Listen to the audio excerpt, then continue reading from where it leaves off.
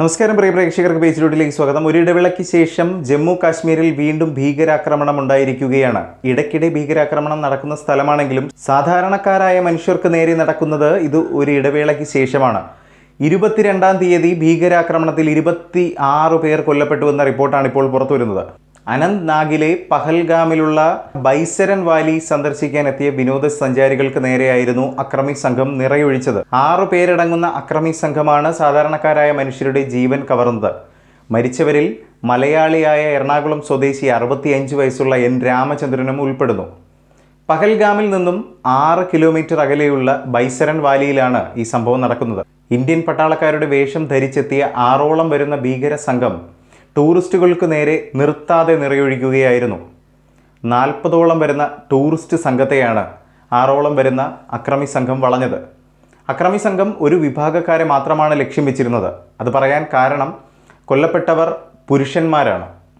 കർണാടകയിലെ ശിവമൊഗയിൽ നിന്ന് അവധിക്കാലം ആഘോഷിക്കാനായി വന്ന മഞ്ജുനാഥനെയും കുടുംബത്തെയും അക്രമി സംഘം വളഞ്ഞു. എന്നാൽ അതിൽ ജീവൻ നഷ്ടമായത് മഞ്ജുനാഥിന് മാത്രമാണ്.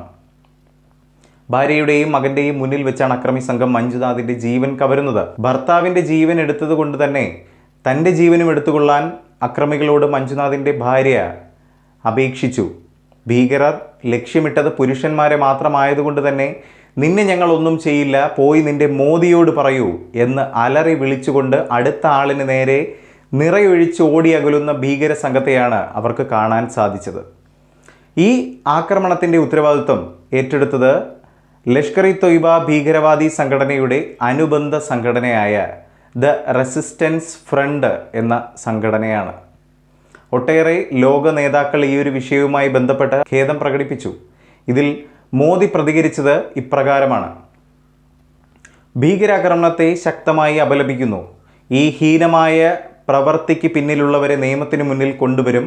അവരെ വെറുതെ വിടില്ല. അവരുടെ ദുഷ്ട അജണ്ട ഒരിക്കലും വിജയിക്കാൻ പോകുന്നില്ല.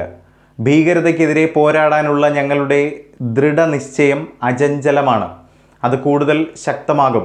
പ്രിയപ്പെട്ടവരെ നഷ്ടപ്പെട്ടവർക്ക് അനുശോചനം, ദുഃഖബാധിതർക്ക് സാധ്യമായ എല്ലാ സഹായങ്ങളും നൽകുമെന്നും നരേന്ദ്രമോദി പറഞ്ഞു. അക്രമികളെ വെറുതെ വിടില്ല എന്ന് അമിത്ഷായും പ്രതികരിച്ചു. എന്തായാലും ഈ ഒരു വിഷയവുമായി ബന്ധപ്പെട്ട് പ്രേക്ഷകരുടെ വിലയേറിയ അഭിപ്രായങ്ങൾ രേഖപ്പെടുത്താം താഴെ കമൻറ്റിലൂടെ.